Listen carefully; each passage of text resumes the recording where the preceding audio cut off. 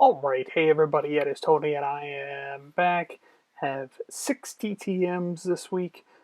We're going to get right to it, and the first one is from Super Bowl hero Don Beebe.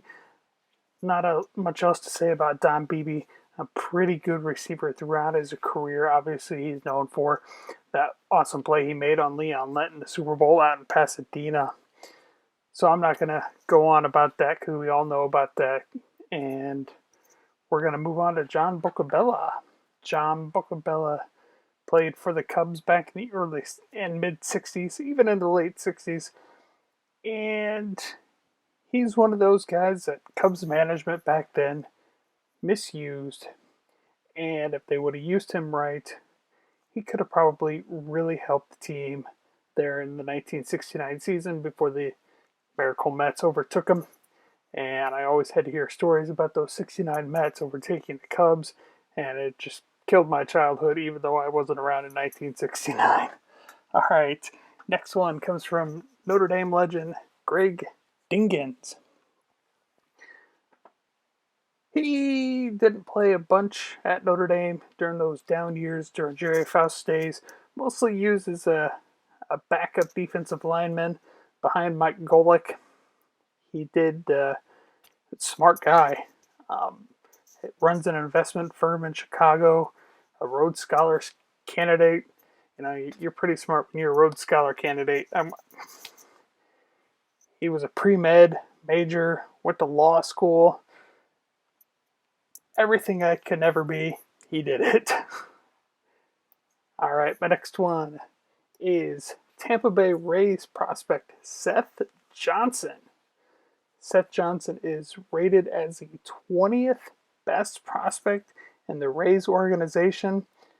Right in front of him is playoff hero Randy Arozareno. I'm saying that name wrong, but you know what I'm saying.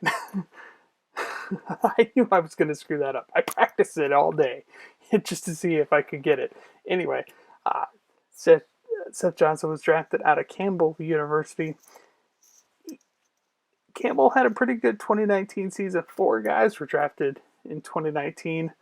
3 behind him. He was a first-round pick by Tampa. Got $1.5 million bonus being drafted in the first round.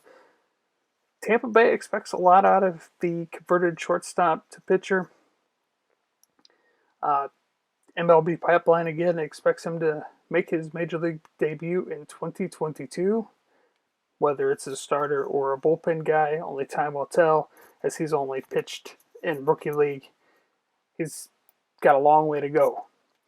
They expect him to start in low A in 2021. If 2021 minor league season ever gets going, we'll see. But that is minor league prospect Seth Johnson. Next one is Hall of Famer Mike Mussina. $10 per card for Moose. Hall of Famer, can't beat it. $10 auto.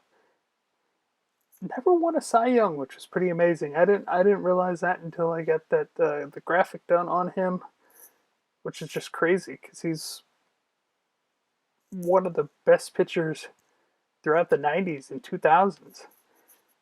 Did pitch 7 innings of baseball in the 2000 World Series. Or 2003 World Series, I'm sorry, where the Yankees ended up losing in 6, I want to say, to the Fish. I believe that was 6 games that year.